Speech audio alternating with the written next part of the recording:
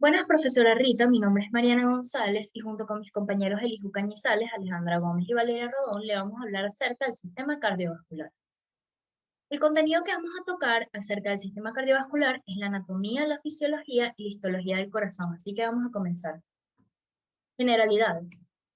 El sistema cardiovascular es un conjunto de órganos que intervienen en el transporte de la sangre y linfa desde y hacia los tejidos del organismo. Se trata básicamente de un sistema de transporte en el que una bomba muscular, el corazón, proporciona la energía necesaria para mover el contenido de la sangre en un circuito cerrado de tubos elásticos, que en este caso serían los vasos.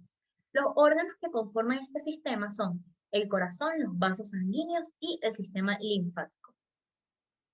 Corazón. El corazón es una bomba muscular hueca y cónica que mediante contracciones rítmicas bombea la sangre a través del sistema vascular. Es importante mencionar que la dirección del flujo es unidireccional. Anatomía macroscópica, localización. Cuando hablamos de la localización del corazón, podemos ver que el corazón se encuentra en la cavidad torácica, por detrás de un hueso llamado esternón, por delante del esófago y entre los pulmones, en una zona que se llama mediastino. Pericardio. Es la membrana que rodea el corazón y lo protege. Este es el que impide que el corazón se desplace de su posición en el mediastino, al mismo tiempo que permite libertad para que el corazón se pueda contraer. El pericardio consta de dos partes principales, el pericardio fibroso y el pericardio seroso. El pericardio fibroso es el más externo, es un saco de tejido conjuntivo fibroso duro y no elástico. La función del pericardio fibroso es evitar el excesivo estiramiento del corazón durante la diástole y proporcionarle protección y fijarlo al mediastino. El pericardio seroso es el más interno y es una fina membrana formada por dos capas. La capa más interna, visceral o epicardio, que está adherida al miocardio, y la capa más externa, parietal, que se fusiona con el pericardio fibroso. Aquí podemos ver el corazón y cómo el pericardio lo cubre y lo protege. Pared del corazón. Está formada por tres capas. Una capa externa denominada epicardio que corresponde a la capa visceral del pericardio seroso. Una capa intermedia llamada miocardio formada por tejido muscular cardíaco. Y una capa interna denominada endocardio, la cual cubre lo que recubre el interior del corazón y las válvulas cardíacas y se continúa con el endotelio de los grandes vasos torácicos que llegan al corazón o nacen de él. Aquí podemos ver una foto de la pared del corazón y de las tres capas que acabo de mencionar. Cavidades. Cuando hablamos de cavidades nos referimos a la aurícula derecha, el ventrículo derecho, la aurícula izquierda y el ventrículo izquierdo. ¿Cómo la sangre se transporta dentro de estas cavidades? Bueno, a la aurícula derecha llega sangre desoxigenada. Se le dice desoxigenada aunque todavía en ella tiene oxígeno. ¿Por qué es oxigenada? Porque esta sangre ha estado pasando por los tejidos del cuerpo y ellos han tomado el oxígeno para su propio metabolismo. Entonces, se tienen tres vasos que están transportando sangre desoxigenada de vuelta a lo que es la aurícula derecha. La vena cava superior, que viene de las extremidades superiores, la vena cava inferior, que viene de los miembros inferiores, como por ejemplo la cavidad abdominal, y el seno coronario, que trae sangre que ha estado circulando lo que es todo el corazón. Eso quiere decir en la circulación coronaria. Luego de que la sangre está en la aurícula derecha, pasa hacia adentro del ventrículo derecho, el cual tiene el trabajo de contraerse para bombear esa sangre hacia otro vaso llamado tronco pulmonar. De esta manera llega a los pulmones y la sangre se oxigena de nuevo. Al estar en los pulmones, pasa a lo que es la aurícula izquierda, luego al ventrículo izquierdo, el cual se va a contraer y va a bombear sangre a un vaso llamado la aorta, la cual es el comienzo de la circulación sistémica. Y lo que es suministrado por la circulación sistémica son todos nuestros órganos y todos nuestros tejidos. El tabique interauricular y el tabique interventricular es el que impide que la sangre de las diferentes cavidades se unan entre sí. También es importante mencionar que las válvulas auriculoventriculares y las válvulas sigmoideas son las que impiden que la sangre se devuelva. Por ejemplo, de las válvulas auriculoventriculares impide que la sangre de lo que es los ventrículos se devuelva a las aurículas y de las válvulas sigmoideas al tronco pulmonar y a la aorta. Inervación e irrigación. El corazón está inervado por fibras nerviosas autónomas tanto del sistema parasimpático como del sistema simpático que forman el plexo cardíaco. Las ramas del plexo cardíaco inervan el tejido de conducción, los vasos sanguíneos coronarios, el miocardio ventricular, las fibras simpáticas que proceden de los segmentos medulares cervical y torácico, y la inervación parasimpática que deriva de los nervios vagos o X paracraneal. En la irrigación, en la parte inicial de la aorta ascendente, nacen las dos arterias coronarias principales, la arteria coronaria derecha y la arteria coronaria izquierda. Estas arterias se ramifican para poder distribuir la sangre oxigenada a través de todo el miocardio. La sangre oxigenada es drenada por venas que desembocan en el seno coronario, lo cual desemboca en la aurícula derecha. Y el seno coronario se sitúa en la parte posterior del surco auriculoventricular. Aquí podemos ver una foto de la arteria coronaria derecha, de la arteria coronaria izquierda y de la arteria interventricular anterior, y vemos cómo ellas irrigan lo que es todo el corazón. Anatomía microscópica músculo cardíaco. El miocardio o músculo cardíaco es el encargado de contraerse e impulsar sangre y está formado por fibras musculares estriadas más cortas y menos circulares que las fibras del músculo esquelético. En las imágenes de la derecha tenemos cortes histológicos de músculo liso y estriado. La diferencia entre liso y estriado es que en el estriado, en el microscopio, se observan estrías transversales debidas a la disposición regular y paralela de sus proteínas. Pero como estamos enfocados en el corazón, les explico el músculo cardíaco. Como su nombre lo indica, se halla solo en el corazón y es involuntario. Posee células cilíndricas uninucleadas que se ramifican. Sistema de conducción cardíaco. Cada latido cardíaco se produce gracias a la actividad eléctrica inherente y rítmica de un 1% de las fibras musculares miocárdicas, las fibras autorrítmicas o de conducción. Estas fibras son capaces de generar impulsos de una forma repetida y rítmica, y actúan como marcapasos estableciendo el ritmo de todo el corazón y forman el sistema de conducción cardíaco. El sistema de conducción cardíaco garantiza la contracción coordinada de las cavidades cardíacas y de esta forma el corazón actúa como una bomba eficaz. Los componentes del sistema de conducción son el nódulo sinusal o nódulo sinoauricular, el nódulo auriculoventricular, el haz de His o fascículo auriculoventricular, las ramas derecha e izquierda del fascículo auriculoventricular y por último el plexo subendocárdico terminal o fibras de Purkinje. Mi nombre es Alejandra Gómez y voy a hablar de los vasos sanguíneos. Los vasos sanguíneos forman la ruta de circulación de la sangre. El corazón bombea la sangre en las arterias que la distribuyen al territorio microvascular. El territorio microvascular comienza con las arteriolas que conducen la sangre a una red de capilares. En el territorio microvascular ocurre el intercambio de agua, sales, gases, hormonas y metabolitos. Las venas transportan la sangre de regreso al corazón. Los vasos sanguíneos conforman dos circulaciones, la circulación pulmonar que transporta la sangre hacia los pulmones y de regreso al corazón, y la circulación sistémica que transporta la sangre hacia el resto de los tejidos y órganos. Las arterias transportan la sangre hacia el territorio microvascular en los tejidos y órganos, desde el corazón hacia los capilares sanguíneos. Comienza con la aorta y el tronco pulmonar, que parten de los ventrículos izquierdo y derecho respectivamente. La pared arterial es fuerte debido al contenido de músculo liso y elastina. Se dividen, como se puede ver en la lámina, en arterias elásticas y arterias musculares. Las arterias elásticas tienen un diámetro superior a 10 milímetros e incluyen la aorta, la arteria principal y más grande, el tronco pulmonar, la arteria carótida común y la arteria subclavia. Las arterias elásticas poseen capas múltiples de láminas elásticas en sus paredes. En la túnica íntima presentan en su interior células endoteliales poligonales y aplanadas. La túnica media es donde contiene membranas elásticas fenestradas dispuestas en círculo. La túnica adventicia es bastante delgada, se compone de tejido conectivo que contiene fibras colágenas y elásticas.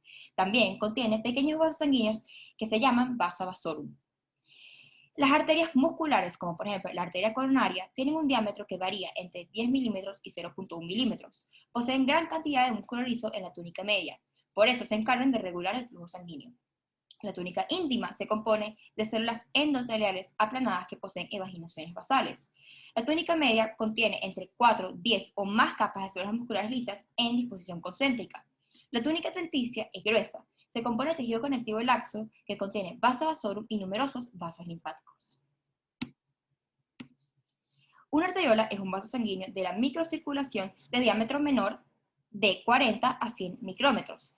Resulta de la ramificación de las arterias que conducen la sangre hacia los capilares.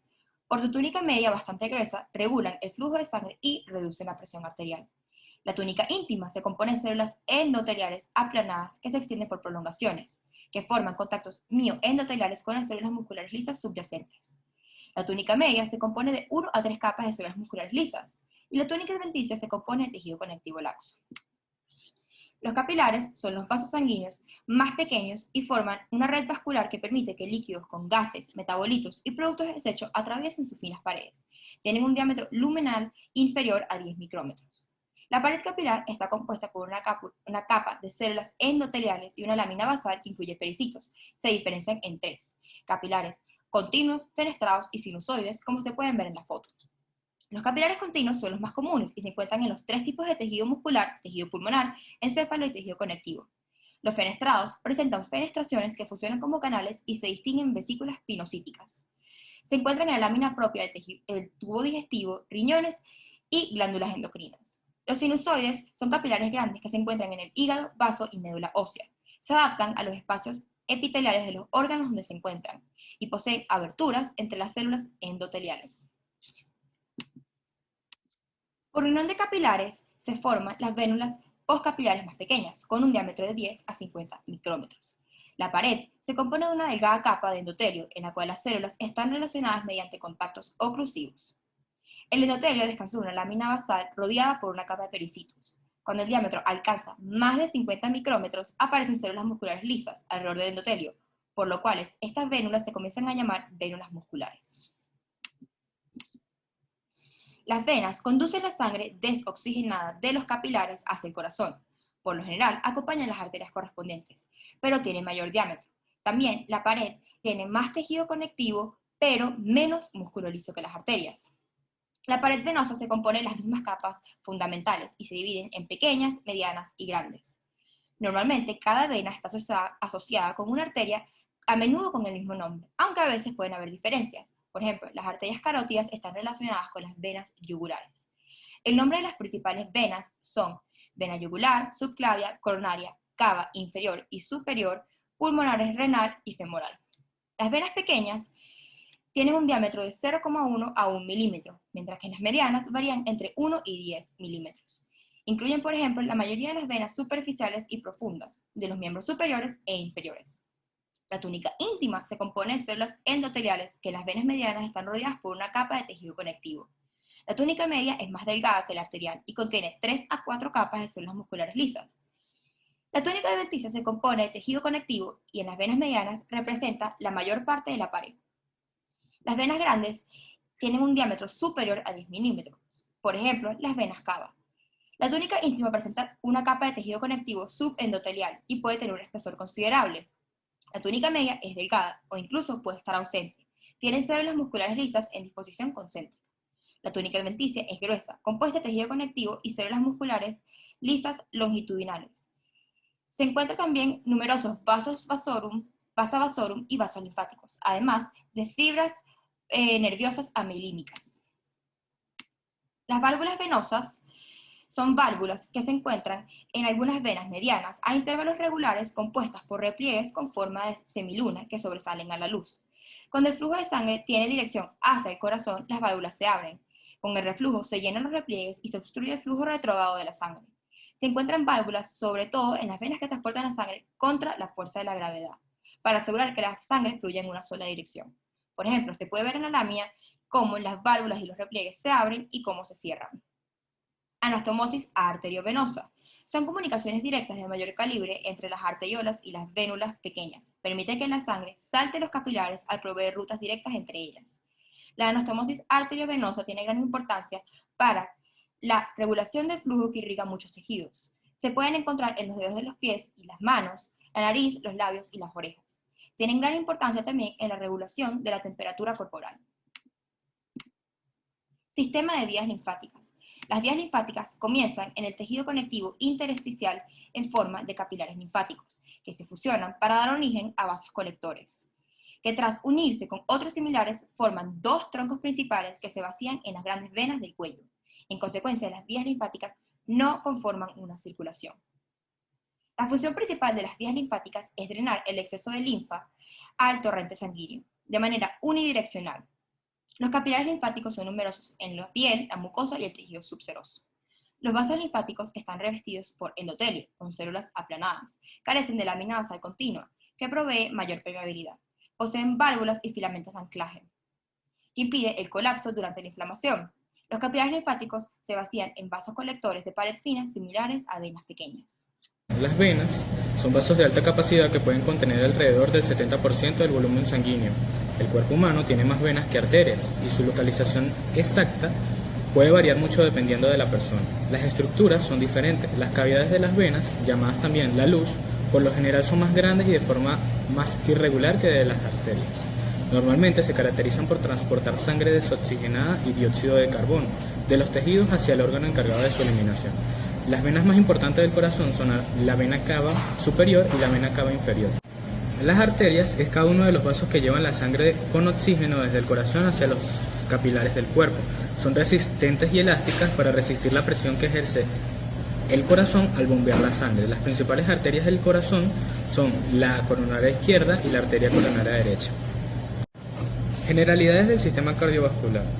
El sistema cardiovascular está formado por el corazón y los vasos sanguíneos, arterias, venas y capilares. Se trata de un sistema de transporte en el que una bomba muscular, como es el corazón, proporciona la energía necesaria para mover el contenido, como es la sangre. Circulación general y pulmonar. La circulación general o mayor recibe su nombre debido a que es la que mayor distancia recorre dentro del cuerpo. Su función es alimentar a los tejidos del cuerpo con sangre oxigenada y nutrientes indispensables para el metabolismo celular. Mientras que la circulación menor, también llamada pulmonar, se encarga de transportar sangre desoxigenada y cargada de dióxido de carbono hacia los pulmones, donde se realiza un intercambio de gases que elimina el CO2 y lo reemplaza por oxígeno. Fisiología del corazón. El potencial de acción. Se refiere a la despolarización que tiene lugar en diferentes porciones del corazón, que presenta propiedades únicas necesarias para el funcionamiento del sistema de conducción eléctrica de este órgano. La conducción eléctrica del corazón permite que el impulso generado en el nodo sinusal sea propagado y estimule el miocardio, al músculo cardíaco, causando esta contracción. La propagación del potencial de acción. La despolarización iniciada en el nodo sinusal se expande por todas las fibras auriculares de arriba abajo. Al llegar al plano fibroso, solo dispone de un punto para continuar la propagación, el nudo auriculoventricular. En este punto se produce un enlentecimiento, que es un retraso de 0,1 segundos de la propagación, debido a las geometrías que forman este nodo. Ciclo cardíaco. Es una secuencia de eventos mecánicos, sonoros y de presión relacionados con el flujo de sangre que entra en las aurículas y ventrículos. Todo este proceso se produce en menos de un segundo y consta de 5 fases: llenado auricular pasivo, llenado ventricular activo, contracción ventricular isovolumétrica, eyección y relajación ventricular isovolumétrica. En estas fases mencionadas, las aurículas y ventrículas del corazón, ayudadas por algunas válvulas, se llenan y aumentan su presión para enviar aproximadamente 70 centímetros cúbicos de sangre al cuerpo. Flujo sanguíneo. A medida que el corazón bombea, las arterias que transportan sangre rica en oxígeno van desde el corazón hacia los tejidos corporales y órganos vitales como el cerebro, el hígado, los riñones, el estómago y los músculos, incluso el mismo músculo cardíaco. Al mismo tiempo, las venas llevan sangre pobre en oxígeno de los tejidos hacia el corazón y desde este hacia los pulmones para poder oxigenar. Presión arterial. La presión arterial es la fuerza de la sangre al empujar contra las paredes arteriales. Cada vez que el corazón late y bombea sangre hacia las arterias, la presión arterial es más alta. A esto se le denomina presión sistólica. Mientras que el corazón está en reposo, entre latidos, la presión arterial baja. A esto se le llama presión diastólica. En la primera de estas, cuando está alta o sistólica, durante mucho tiempo el corazón bombea con más fuerza y esto hace que trabaje mucho más. En la segunda, cuando está baja, puede causar desmayos o mareos debido a que el cerebro recibe suficiente sangre. Resistencia vascular. Se le llama resistencia vascular a la dificultad que opone un vaso sanguíneo al pasar a través de él sangre. Si esto aumenta, el flujo de sangre disminuye.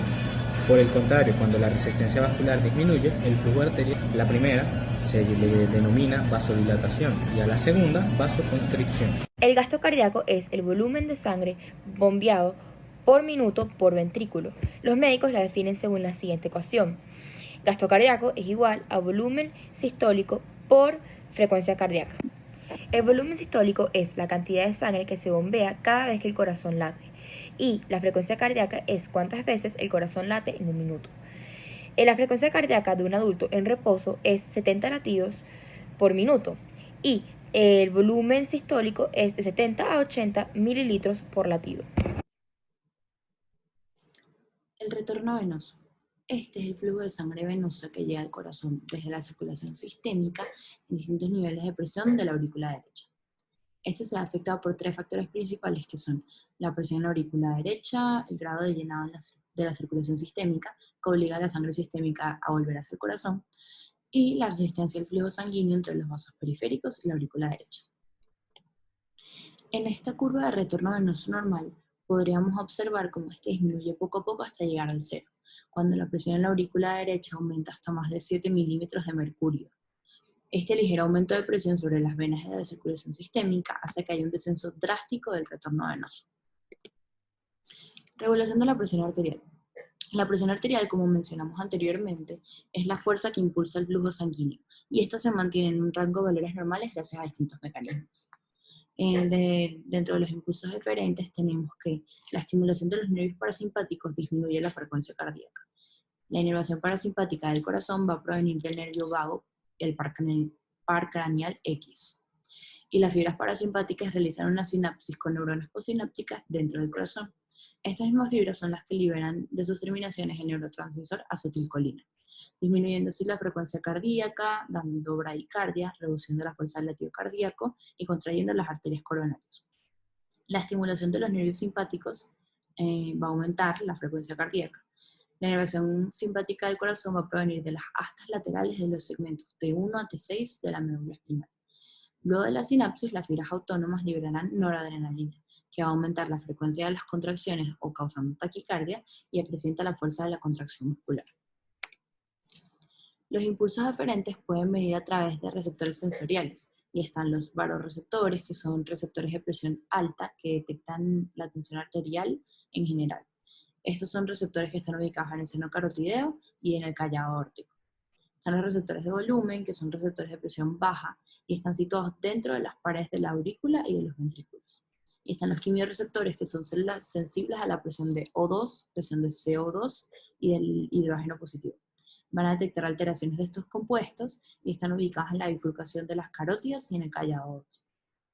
El mecanismo hormonal, por otra parte, es un mecanismo de acción mucho más lento y que va a controlar la presión arterial al cabo de unas horas.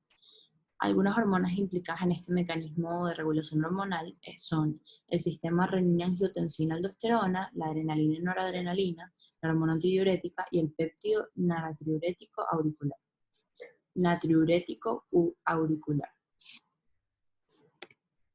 El intercambio capilar consiste en el suministro de la sangre hacia y desde los capilares, y tiene una importancia decisiva debido a que los capilares son el sitio de intercambio de nutrientes líquidos y de productos de desperdicio. El intercambio de solutos y gases a través de la pared capilar va a ocurrir por difusión simple. Normalmente la ruta para la difusión va a depender de la liposolubilidad del soluto y el gas. El O2 y el CO2 son muy liposolubles, por lo tanto van a atravesar con mucha facilidad esa pared capilar. Por otra parte, tenemos el mecanismo para la transferencia de los líquidos, que sería a través de la ósmosis impulsada por las presiones hidrostática y osmótica, que son las fuerzas de Starling. Las proteínas, por su parte, suelen ser demasiado grandes como para pasar por las paredes capilares. Entonces, en algunos casos, podría ser que pasen por las vesículas pinocíticas. El pulso o la frecuencia cardíaca. Son ondas de presión migratoria ocasionadas por la expansión de la pared durante la sístole ventricular y el retorno elástico durante la diástole ventricular. Es palpable en todas las arterias cercanas a la superficie corporal y se puede medir tomando estos dos dedos de nuestra mano y, como vemos en las fotos de la lámina, tomarlas aquí o por aquí. Vamos a contar 60 segundos y así tendríamos los valores de nuestro pulso. Aquí tenemos debajo en la lámina una tabla donde podemos ver los valores normales del pulso. La presión arterial, por su parte, se va a determinar en la arteria braquial con un esfigmomanómetro, el cual es parte de un instrumento que se llama tensiómetro. Se va a colocar el brazalete del tensiómetro alrededor de tu brazo sobre la arteria braquial. Se va a insuflar hasta que la presión del manguito sea mayor de la presión de la arteria, y en este momento la arteria braquial va a estar completamente ocluida y sin flujo. No se va a escuchar ningún ruido con el estetoscopio sobre la arteria ni se va a palpar un pulso ahí. Vamos a ir desinflando, y mientras que se permite la entrada del flujo en la arteria, va a estar parcialmente comprimida, por eso que va a tomar un tiempo en pasar el flujo. Este va a ser turbulento y va a generar un ruido audible. Este va a corresponder con el valor de la presión sistólica. Al reducir todavía más la presión del manguito, el ruido se atenúa y repentinamente va a desaparecer. En este momento vamos a poder determinar el valor de la presión diastólica. Este método es el manual. Mientras que tú uses un tensiómetro de tipo digital, no vas a necesitar ni estetoscopio ni nada de eso, porque lo vas a poder tomar todos los valores de forma electrónica. La histología del corazón. El corazón está conformado por un esqueleto fibroso, un pericardio fibroso y seroso, la pared cardíaca con sus 3 capas, el epicardio, el miocardio y el endocardio, y válvulas con capa fibrosa, esponjosa y ventricular. El esqueleto fibroso o cardíaco es una banda que separa las aurículas de los ventrículos y está constituido por tejido conjuntivo denso y regular. Consta de 4 anillos fibrosos alrededor de los orificios valvulares, y estos anillos van a ser el sitio de inserción para las valvas de las 4 válvulas, porque estas permiten el flujo sanguíneo a través de los orificios. El pericardio es la membrana que rodea el corazón y lo va a proteger, impide que se desplace de su posición y al mismo tiempo permitir que éste se pueda contraer. El pericardio tiene 2 partes, el fibroso y el seroso. El fibroso es más externo y es un saco de tejido conjuntivo fibroso duro, no elástico, mientras que el pericardio seroso es más interno y es una fina membrana formada por 2 capas. La capa más interna visceral o epicardio, que está adherida al miocardio, y está la capa más externa o parietal, que se fusiona con el pericardio fibroso. Entre estas 2 capas hay un espacio virtual, que es la cavidad pericárdica.